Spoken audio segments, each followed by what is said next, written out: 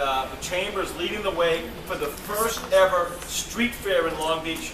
I think it's going to be great. Let's tell the folks out there and on the radio about the first ever street fair coming to Long Beach. Well, let me tell you what we've done is we've put together a series of street fairs. We're going to have a street fair July 20th and 21st, and then we're going to have another one September 7th and 8th to make the summer season go a little bit longer for all the merchants and businesses here. And our concept on the street fair is as follows.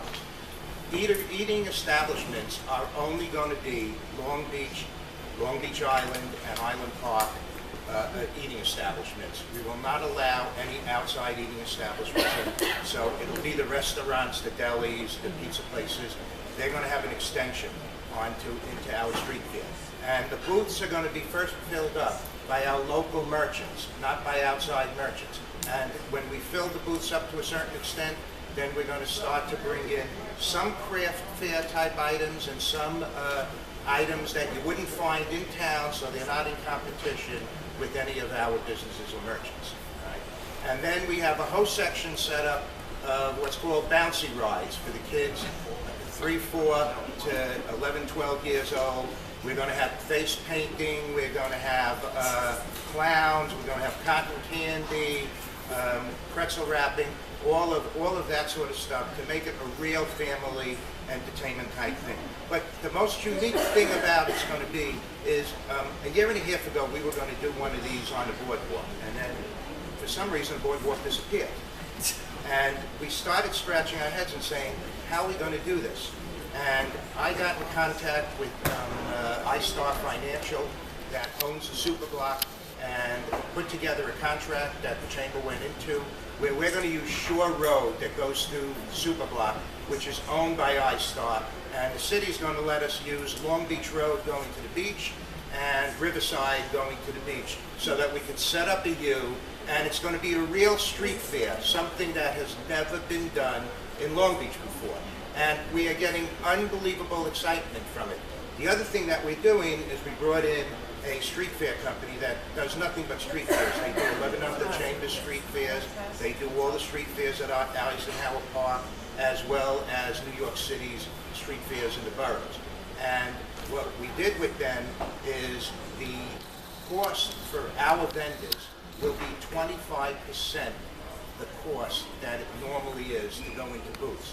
So our vendors will be at somewhere at $125 to $250 for the whole weekend to set up a booth and have all their facilities and everything.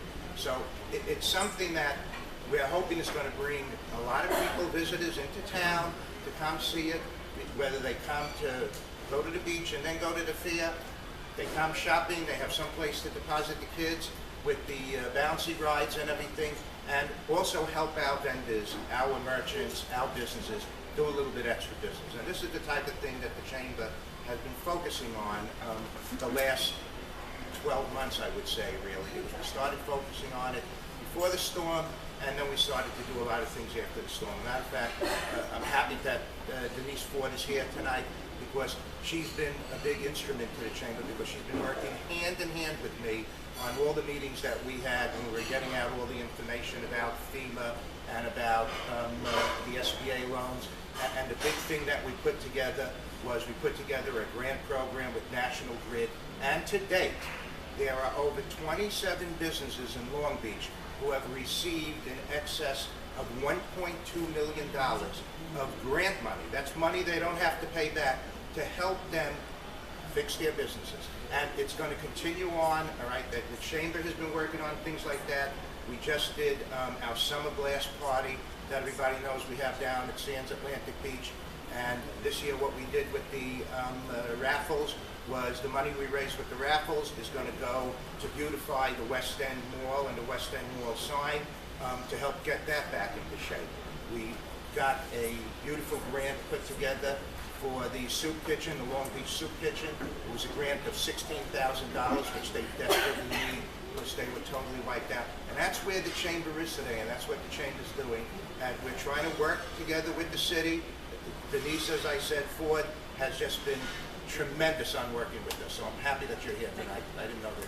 It's easy working with you. Give it up to Mark Tannenbaum.